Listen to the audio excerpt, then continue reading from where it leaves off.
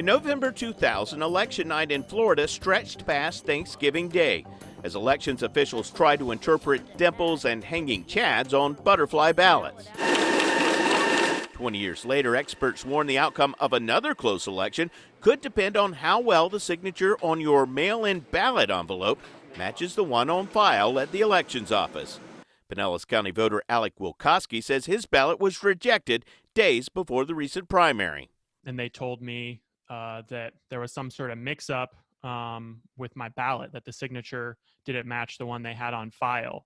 Wilkowski scrambled to get a copy of his driver's license and what's called a vote-by-mail cure affidavit to the elections office by Election Day. So yeah, it kind of created a little bit of a stressful situation right before. I'm like, is my vote going to count? Is it not going to count? Dr. Daniel Smith conducted research for the University of Florida, in which he uncovered 1.2% of vote-by-mail ballots. About 32,000 votes were rejected in Florida's 2018 election. You're not there. And so we entrust that the signature on the back of your envelope as a registered voter is going to match what's on the records of the supervisor of elections. Smith found rejection rates varied widely across Florida counties, from 0.25% in some counties to 3% in others, with signatures of younger, older, and minority voters more likely to be rejected. There's incredible variation across all different types of demographic groups that raise concerns. In 2018, the winning margin for Rick Scott over Bill Nelson in the U.S. Senate race was just over 10,000 votes out of 8 million ballots cast. The Democratic Party filed a lawsuit to extend the recount, claiming Florida's rejection of vote-by-mail ballots is based on error-prone signature matching determinations. Last year, state lawmakers passed reforms to the process, allowing voters whose ballots are rejected to provide additional information to, quote, cure their ballots. Ron Turner is the Sarasota County election supervisor. We will send a letter. We will email if we have an email address. We will call them if we have a telephone number and or text message. Turner said many ballots with issues in his county were corrected before the deadline in the recent primaries. We ended up rejecting a total of 170 ballots. But in neighboring Manatee County, 1,000 ballots were rejected. Dr. Smith says about 20,000 primary mail-in ballots were rejected statewide. And so you could be using a signature, the exact same signature with the exact same signature that's on file, and in one county it is deemed not valid, in the other it is valid. In Sarasota County, computers determine whether most signatures match.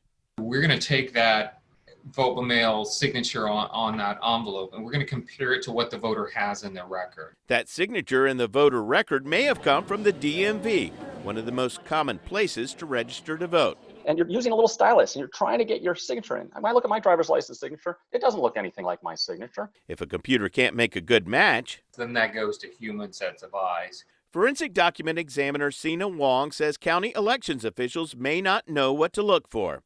You have people in the elections office that are doing a job comparing signatures which they are not qualified to do, and that is of great concern. Sina Wong testified about the infamous ransom note in a civil trial connected to the JonBenet Ramsey murder case, and in a 2018 Virginia election fraud case in which congressional candidate Sean Brown was removed from the ballot after Wong found hundreds of forged signatures on a petition to qualify her for the election.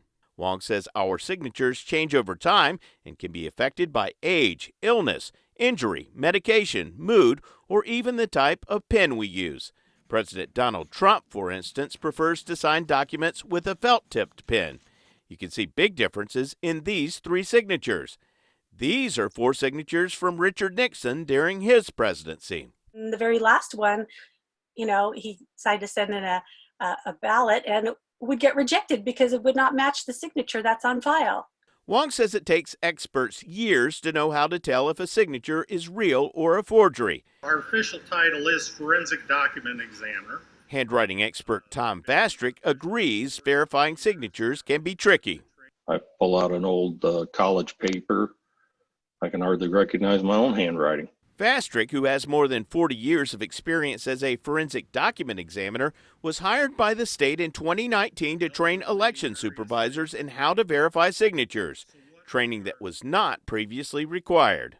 What I'm going to teach you is a way to view handwriting differently than you have in the past.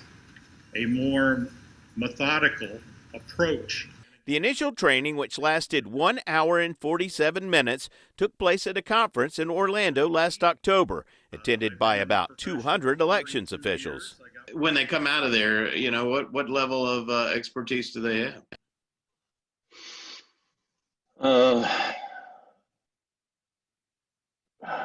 Well, compared to a forensic document examiner, they don't. But for an average layperson, it's fairly significant. Ron Turner, who was among 200 elections officials Vastric trained, says he learned plenty. That we have to be able to prove beyond a reasonable doubt that this isn't the voter's signature. But Wong fears there could still be too many questionable signatures, coming in too late to all be cured. It is serious and it should be taken seriously, and the work shouldn't be done by people without proper training. Elections officials say that if you plan to vote by mail and have not updated your signature in recent years, you should do so before the election. They also remind voters to make sure to sign the outside of that ballot envelope and include their phone number and email so the elections office can contact them as soon as possible if there is a problem. I'm I-Team investigator Adam Walser taking action for you.